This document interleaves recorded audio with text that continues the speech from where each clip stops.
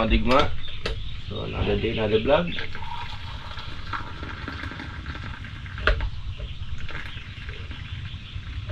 Ay, tabi muna tayo mga digma. Tabi po tayo. Napakalamig, napakalamig.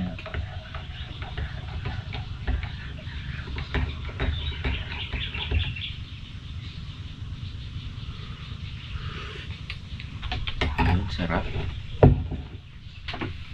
So yan, magandang morning. Yan, pasikat na naman po ang aring araw. So, shoutout nga pala kay Billy Makapagal at sa kanyang mga anak na si Macmac, Miguel at Lebron. Yun, shoutout po. Maraming salamat po sa panonood. So, yun, shoutout. Pasikat na yung aring araw mga digma. Saka doon sa ating tambayan. Yung kasama ko tulog pa. Vlog ko kaya sila. Para magising.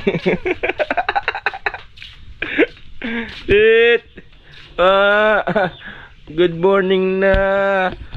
Good na morning pa.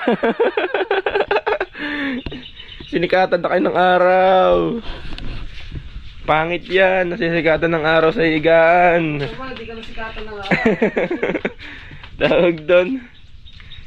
Wala na kayo makukuha ang blessing kung magsabog mo ng blessing. Eh kang asa ka pang pangantakla mo manok, wala na kondasan. So yun, good morning. Ayan na naman ang ano. Pasikat na naman po ang aring araw, di ba? So bali naglalamay po kami patubig doon sa last vlog doon sa ano papatubig kami, hanggang ngayon po nagpapatubig para makasabog na po ng abono. Yan, nagsasabog po ako ng abono. Kasi dito mga digma, kanya-kanya kami na pinatutubigan. Bali inano ko sila, inassign ko sila. So dito sa tabing kubo diyan si Bulstag, doon sa gitna si Wa nagpatubig na rin. Tapos ako doon sa gawin dulo, doon sa dulong dulo doon. So bali kanya-kanya kami ng pesto kasi dito. Pero pagka spray abono, sama-sama kami sa pagpapatubig lang para hindi na bababayaan yung palay sa pagpapatubig. Kanya-kanyang ano kami, kanya-kanyang pwesto. Kasi tatlo yung boldron dito kanya-kanyang pwesto para hindi na papabayaan yung pagpapatubig.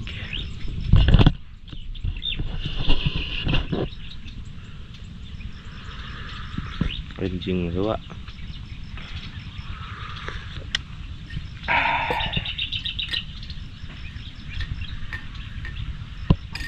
So dun din sa comment pala mga digma, bad for inbreed daw yung tanim namin dito sa dito sa gawin namin. May siha din pero gawin namin dito.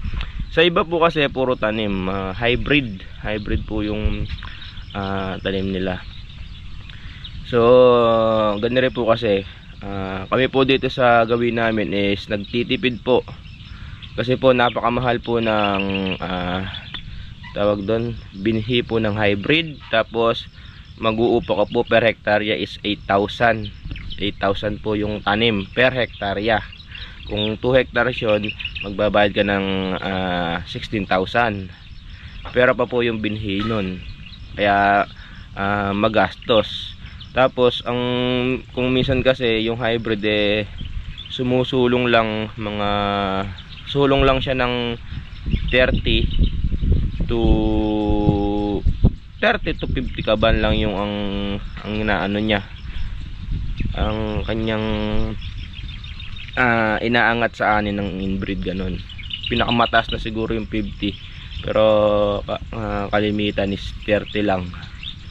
So bali yung 30 kaban na yun mga digma, kung magpapatanim ka ng hybrid, bali pumapasok lang din sa yun, pumapasok lang din doon sa upang tanim at sa mahal na binhi ng hybrid. Yun, pagka ipupunla mo pa land preparation, pagkatapos patatanim mo, pabubunot mo, pasisibar mo, kaya napakarami. Tapos pakakainin mo pa yung mga nagpapatanim, kaya magastos. Yung isusulong niya napupunta lang din sa gastos. Kaya dito po sa amin mas pinipilo nila na magsabog ng inbreed. Pwede yun siguro mga digma. Dito meron na ring nagsusubok na magsabog ng hybrid. Sinasabog nila hybrid. Kaya yun po, ganun po na hindi kami nag-hybrid dito sa gawin namin. Laging nagko-comment ba't puro 402, 216 mga inbreed ang nilalagay namin, kasi ganun nga po. Napakamahal ng tanim. So tara mga digma, gabon na po tayo.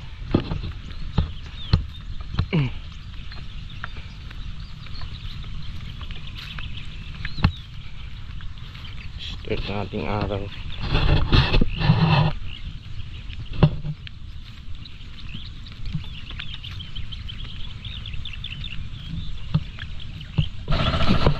Yan ang mga bigma.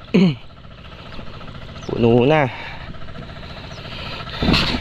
Kaya dapat kailangan kasi malaking tubig, yung malubog-lubog, para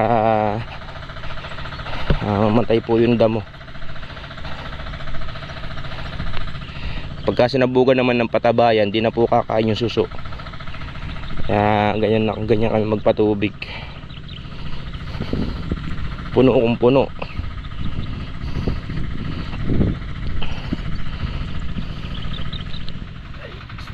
Tayo mo, tignan nga. Ito tayo mag-abono.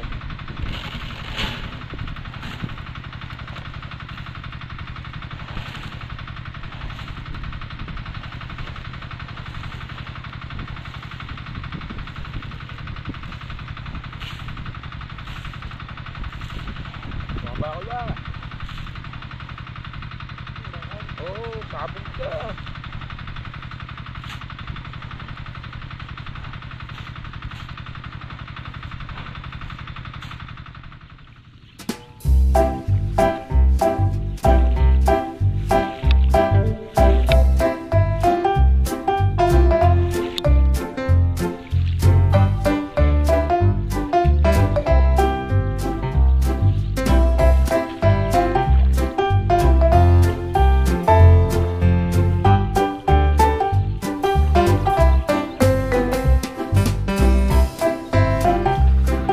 So yun na digma, bali tapos na. So kain muna tayo ng almusal agahan. Almusal agahan? Hindi, almusal tanghalian. Ala ka na sa ano ay, ala ka na sa tawag doon. Almusal agahan doon. Natatawa lang kita. Ulam po natin ay ano, ginisang buto-buto with papayitan, ano. Tsaka Gigi, ano. Parang ito ba? Okay, ano lang, chichirong baboy. Masarap na may chichirong baboy. Gayas lang ako yung pa ako na ito. Buto-buto yung ulam. Kapak. Sabi, maluto yun. Katay, may nga na, brother. Oh, hindi ito na. Hindi na tinagal na si Tetet. Kalbo tayo. Sarap.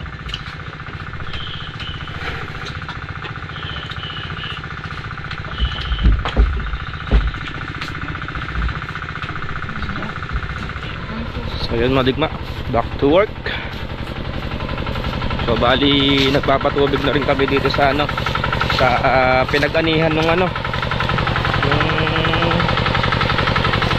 palay sa pastry. Start na po kami ang patubig. Tubigan na lahat.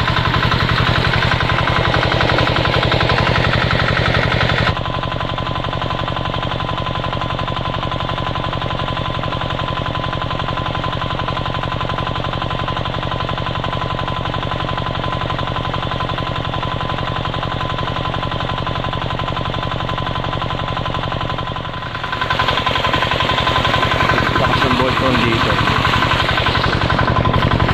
Yan, may tubig na lahat mga digma. Hanggang dun. Bali ano na lang yan, Tatlong diretso na lang ang wala.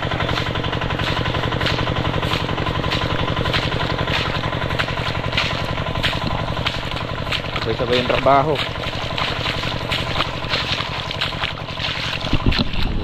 Nakang ko na rin to eh. Para matubigan din to. So, tara, sabog naman tayo dito sa kabila. Sabugan na rin ng abono to. Pwede na rin sabugan to eh. Dito sa kabila sa Tabing Kubo phase 2.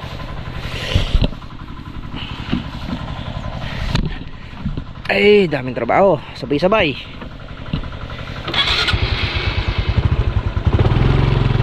Sabay-sabay yung trabaho natin mga bigla. Ayan, nangyari na yan eh. Dito naman tayo.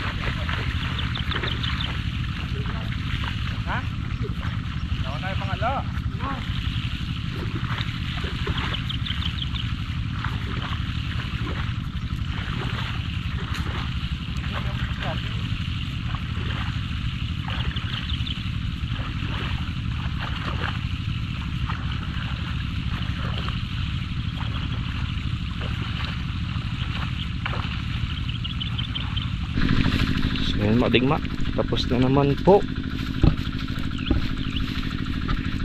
Tapos na naman magsabog. Tapos na rin to oh. Sapaw niya oh, payuko na oh. Nangyayari na rin namin nasa bukon yan oh.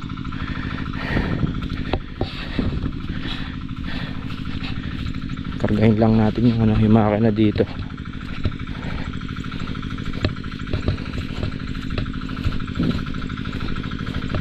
Pagkagaya na abonohan mga kadigma, kahit nailubog sa tubig yan, basta after 2 to 3 days dapat pawalan. Pagka kasi may abono na, hindi nakakainin na suso.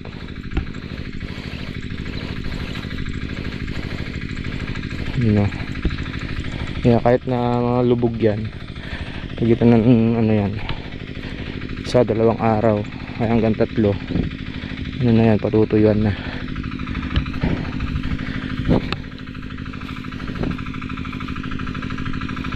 No, sapaw na rin to, sabay-sabay kahit yung taas namin no, na kaming ade-delay na sapaw, halos pare-parehas pagka sumapaw. Yun nun sa mababang parte, tsaka dito sa taas eh pareho ang ano. Yung iba kasi nahuhuli yung gawin taas, pero kami napaparehas namin.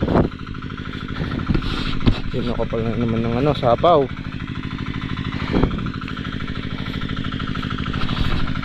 Sa pagka sumasapaw, walaga lang sa tubig dapat. Laging pinatutubigan. Tara, pagdating ko lang to, tapos pahinga muna tayo. So yun mga digma, pahinga po tayo. Si Tete to, ganyan po kalamig sa Pilipinas. So diba, naka ano pa siya, naka kulambu pa. Oo, nalimpungatan si Ponga. Kainit-init, nakakain pa, naka-blanket pa ya. Sige, tulog ka dyan, magpalaki ka ng mabuti.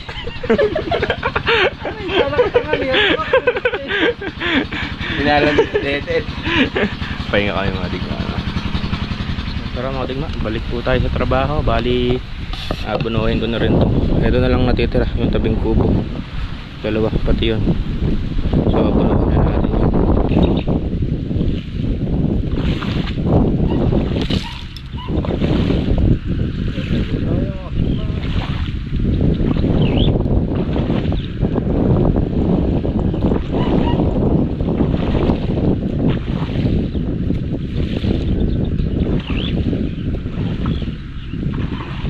So yan na po yung mga ano, mga sibuyas. Tabay natin ng konti. Dinidiligan ni kuya. Pinag-apakan ng aso eh. Yan ang alig niya. Manipis lang dapat. Dito ano eh, triple para hindi masyado lumaki. Susunod na lang natin triple. Yan lang available nating ano. Yun ang kaganda oh. Suburan natin.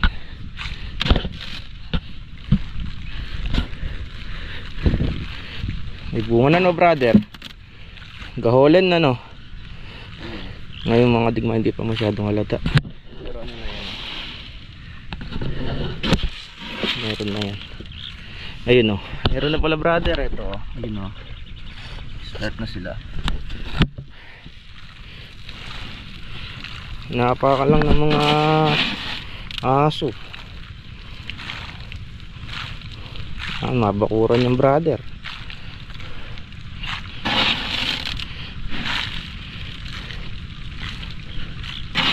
Yung kama din yan. Dati yung adigman nung nakarang taon, yung tanim kong ganire ano, isang ano lang, isang kama lang, isang plat. Ngayon 3. Pero ang daming nakinabang nun. Ang daming itong huling tanim maganda no brother. Ang huling tanim eh.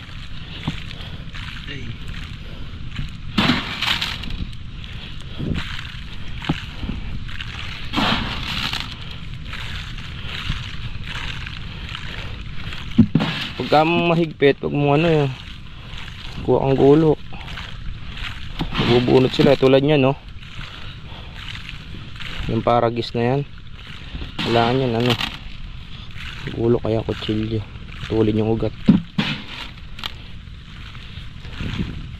Yung mga available muna natin ano ngayon mga digma, tanim. Iguilin tayo. Alin, kamates. Ganda ng kamatis, so yun o. Saan na lang tayo makakapagtanim dyan pagka sabay-sabay kasi trabaho mga digma. Nag-i-start na rin sa paghahan tractor at pag-aararo.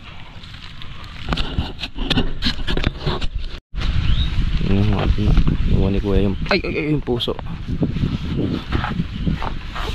Yun, pusong saging.